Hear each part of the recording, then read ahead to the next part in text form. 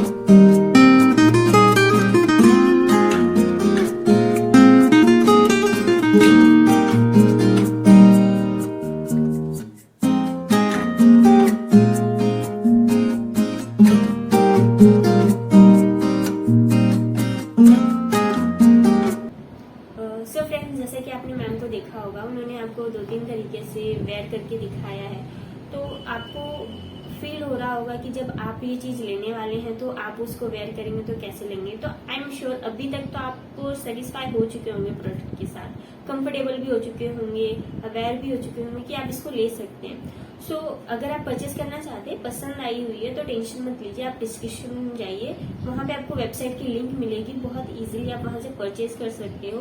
और बट अगर आप बिजनेस पर्सन है, आपको क्वांटिटी की रिक्वायरमेंट है, तो हमारी सेल्स टीम के साथ कांटेक्ट करिए, उसकी भी डिटेल्स आपको डिस्क्रिप्शन में मिल जाएगी, वो आपको बेटर गाइडलाइंस देंगी परचेज के ओरिएंटेड। सो अगर वीडियो को अभी तक लाइक नहीं किया तो लाइक कर दीजिए, सब्सक्राइब करने के साथ साथ, ताकि आगे की आने वाली नोटिफिकेशन आपको मिलती रहे इस तरीके के नए नए वीडियोस के लिए आपको।